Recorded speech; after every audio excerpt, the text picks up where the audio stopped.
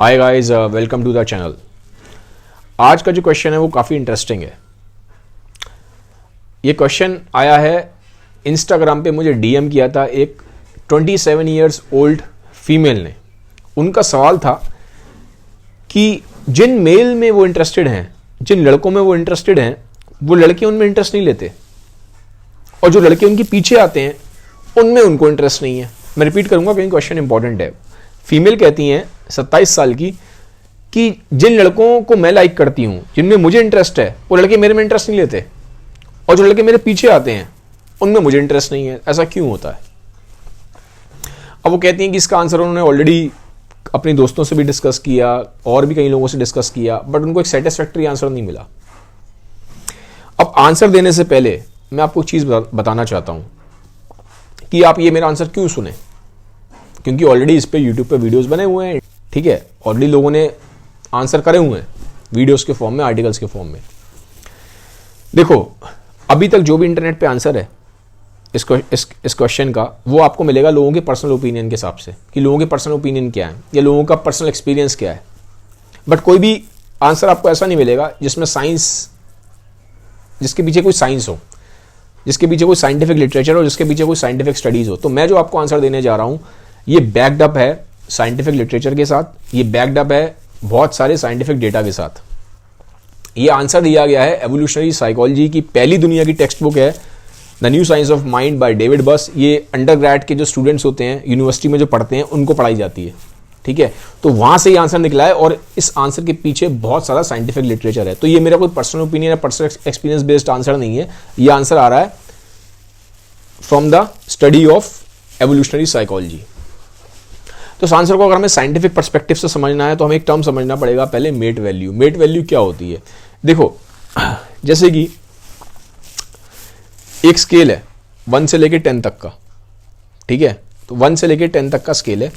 अब इस स्केल में मान लो 10 पे वो मेल होंगे जो बहुत हाईली डिजायरेबल है, बहुत ज्यादा डिजायरेबल है। ठीक है, अब ऐसे कौन मेल्स होंगे? वो इसमें वो मेल्स होंगे जो हाईली सक्सेसफुल हैं, जिनके पास बहुत फेम है, पावर है, मनी है, कॉन्फिडेंस है। ठीक है, तो मोस्टली वो लोग हैं जो सोशल हायरार्की में काफी ऊपर हैं। कौन से लोग हो सकते हैं ऐसे? ऐसे लोग होते हैं बिजनेसमैन, ऐसे लोग होते हैं एंटरप्रेन्योर्स, ऐसे लोग होते हैं पॉलिटिशियंस, ऐसे लोग होते हैं क्रिकेटर्स, ऐसे लोग होते हैं फुटबॉल प्लेयर्स, जैसे कि एलॉन मस्क हो गया। ठीक है, जैसे कि आपका विराट कोहली हो गया, मेसी हो गया, डेविड बेकम हो गया। ठीक है, तो जो टॉप नॉच लोग हैं सोसाइटी के, बहुत ज्यादा सक्सेसफुल फेमस लोग हैं, ऋतिक रोशन टाइप। ठीक है, तो ये आएंगे 10 पे मैक्सिमम पे, highly desirable by the opposite sex. ठीक है, तो इन लोगों की मेट वैल्यू हो गई 10। इसको बोलते हैं मेट वैल्यू, कितना डिजायरेबल इंसान, तो इसकी मेट वैल्यू हो गई 10 ऐसे लोगों की। ठीक है, जो सोसाइटी के एकदम पिनाकल पे हैं, टॉप पे बैठे हैं। अब इसके अपोजिट में 1 पे कौन होगा? जिसकी मेट वैल्यू बहुत कम है। मेट वैल्यू कम किसकी होगी? जिसके पास कोई सक्सेस नहीं है, फेम नहीं है, पावर नहीं है, मनी नहीं है, हेल्थ नहीं है, कॉन्फिडेंस नहीं है, पर्सनैलिटी नहीं है, इंटेलेक्ट नहीं है।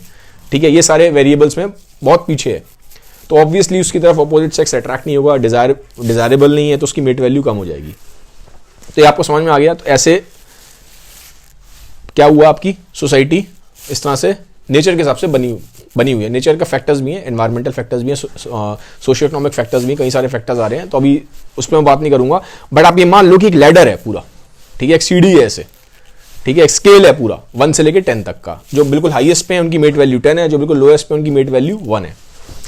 अब फीमेल ने जो सवाल पूछा है कि क्यों उनकी तरफ लड़के अट्रैक्ट नहीं होते, मतलब वो लड़के उनमें क्यों इंटरेस्ट नहीं लेते जिनमें वो इंटरेस्टेड है। तो पहले हम इस पार्ट का आंसर देंगे, तो सेकंड पार्ट का आंसर अपने आप निकल जाएगा। देखो, साइकोलॉजी की स्टडीज बताती हैं कि जो हमारी मेट वैल्यू होती है ना, जैसे मान लो इन फीमेल की मेट वैल्यू 6 है, एक हाइपोथेटिकली मान के चल रहा हूं कि ये 6 पे है, तो हम हमेशा सेम मेट वैल्यू वाले के साथ कंपैटिबल होते हैं, और हम हमेशा सेम मेट वैल्यू के साथ रिलेशनशिप में आते हैं, स्पेशली लॉन्ग टर्म रिलेशनशिप। ठीक है, अब रिलेशनशिप 2 तरीके से हो सकती है, शॉर्ट टर्म, लॉन्ग टर्म। तो अभी मैं बात यहाँ पे लॉन्ग टर्म की कर रहा हूँ। शॉर्ट टर्म में थोड़ा सा स्ट्रेटेजीज चेंज हो जाती हैं। ठीक है, तो लॉन्ग टर्म की बात कर रहा हूँ, कमिटमेंट की, मैरिज की, लॉन्ग टर्म अफेयर्स की, इनकी बात कर रहा हूँ मैं। ठीक है, तो साइंटिफिक स्टडीज, साइकोलॉजी की स्टडीज कहती हैं हम हमेशा उसी पर्सन को अट्रैक्ट करते हैं जिसकी मेट वैल्यू हमारे जैसी होती है। तो जो फीमेल हैं इस क्वेश्चन में मान लो 6 पे हैं, तो इनकी तरफ वही मेल अट्रैक्ट होंगे जिनकी मेट वैल्यू 6 होगी। ठीक है, अब लड़के इनकी तरफ क्यों अट्रैक्ट नहीं हो रहे, जिनकी तरफ ये अट्रैक्ट हो रही है, क्योंकि कहीं ना कहीं ये अट्रैक्ट हो रही है 7 वाले की तरफ और 8 वाले की तरफ, जिनकी मेट वैल्यू 7 या 8 है। ठीक है, और साइकोलॉजी की स्टडीज ये भी कहती हैं कि कोई भी इंसान अपने से नीचे वाले मेट वैल्यू की तरफ अट्रैक्ट नहीं होता। एक्सेप्शन हर जगह हो सकते हैं, बट एक जनरल एवरेज की बात कर रहे हैं हम। तो जो मेट वैल्यू 6 पे फीमेल है वो अट्रैक्ट हो रही है मेट वैल्यू 7 और 8 के मेल की तरफ। ठीक है, अब बाय डेफिनेशन साइकोलॉजी की स्टडीज क्या कहती हैं कि हम हमेशा सेम मेट वैल्यू की तरफ अट्रैक्ट होते हैं। तो जो 7 पे जो मेल बैठा है वो 7 की फीमेल की तरफ अट्रैक्ट होगा, इनकी तरफ अट्रैक्ट नहीं होगा, क्योंकि ये इनकी मेट वैल्यू कम है, 6 पे है। ठीक है, और ये क्यों नहीं अट्रैक्ट हो रही उन लड़कों की तरफ जो उनके पीछे आ रहे हैं, क्योंकि उन लड़कों की मेट वैल्यू कम है, वो 5 पे या 4 पे होंगे। साइकोलॉजी की स्टडीज हमें क्या कहती है, साइकोलॉजी स्टडीज में 2 चीजें कहती हैं कि हम हमेशा सेम मेट वैल्यू की तरफ अट्रैक्ट होते हैं। ठीक है, और जो हमसे नीचे मेट वैल्यू पे होते हैं उनकी तरफ हम अट्रैक्ट नहीं होते।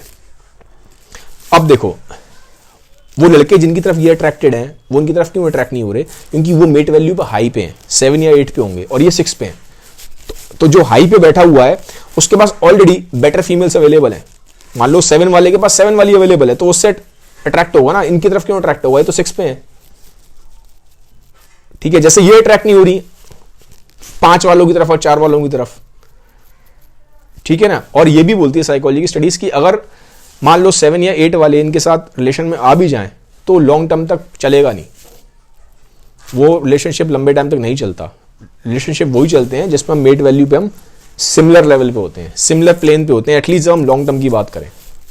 शॉर्ट टर्म में चीजें चेंज हो जाती हैं, शॉर्ट टर्म जब डेटिंग स्ट्रेटेजीज की बात होगी तो चीजें चेंज होती हैं, but long term dating strategies की अगर आप बात करते हो जहां पे कमिटमेंट मैरिज आ रहा है, वहां पे हमेशा ये देखा गया साइकोलॉजी में सेम मेट वैल्यू पे कंपैटिबिलिटी बनती है, सेम मेट वैल्यू में लॉन्ग टर्म रिलेशन बनता है, कमिटमेंट बनता है।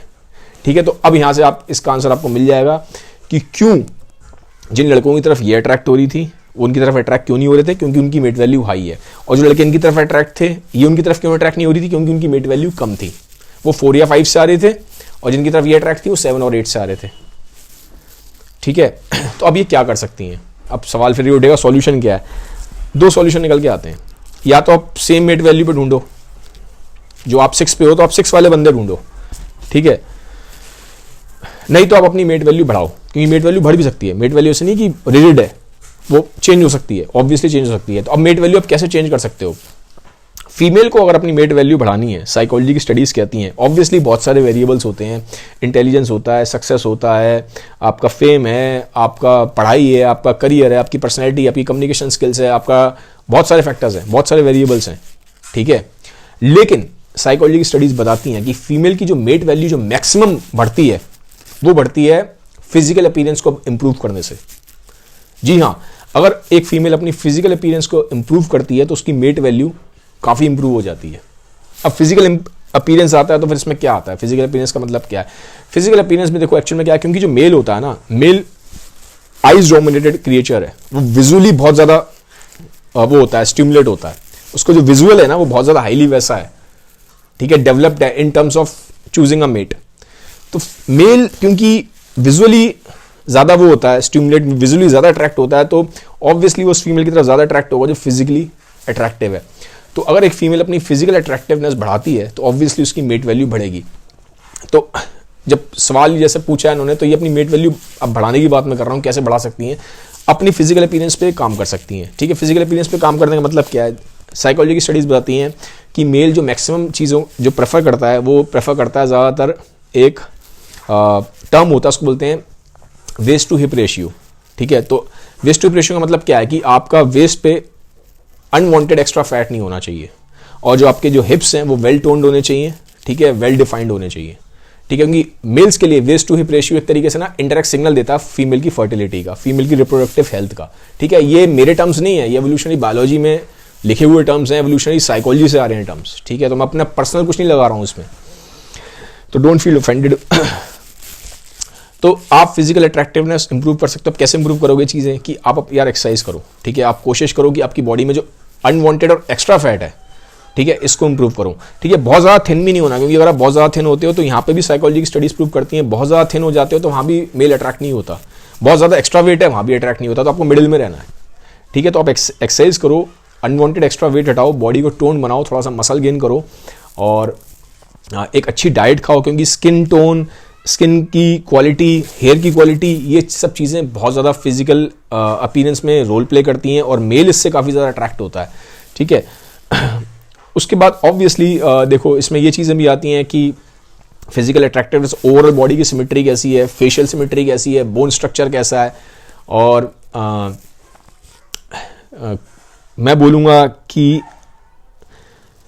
ऑब्वियसली आपके क्लोथ्स, ठीक है, कपड़े भी बहुत ज़्यादा रोल प्ले करते हैं। ठीक है, आप देखो यार, सुनने में चीज़ें लगती हैं कि मतलब कैसा ये वर्ल्ड बड़ा सेल्फिश सा और क्रूअल सा वर्ल्ड है, बट जो चीज़ें हैं मैं आपको बता रहा हूँ।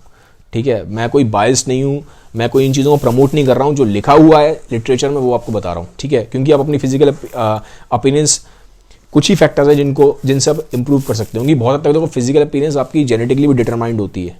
ठीक है, लेकिन अब जेनेटिक्स हमारे कंट्रोल में नहीं है, जो चीज़ें हमारे कंट्रोल में वो मैं आपको बता रहा हूँ। तो पहला आपका हो गया एक्सरसाइज करना, ताकि आपकी बॉडी ठीक रहे। ठीक है, आपकी बॉडी टोन लगे, एथलेटिक लगे, अच्छी लगे देखने में।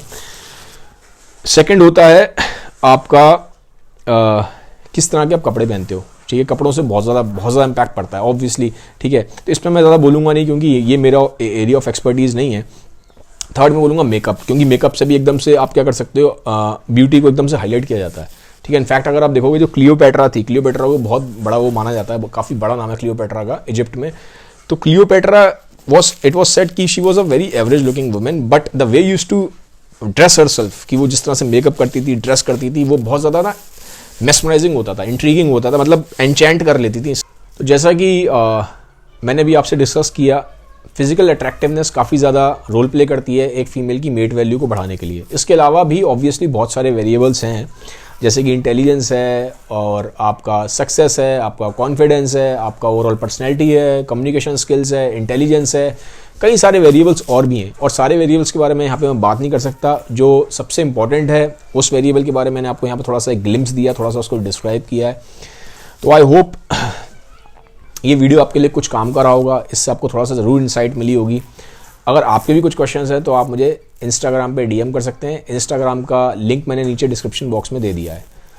अगर वीडियो आपको अच्छा लगा है तो काइंडली इसको सबके साथ शेयर जरूर करिएगा। Have a nice day, bye bye, take care.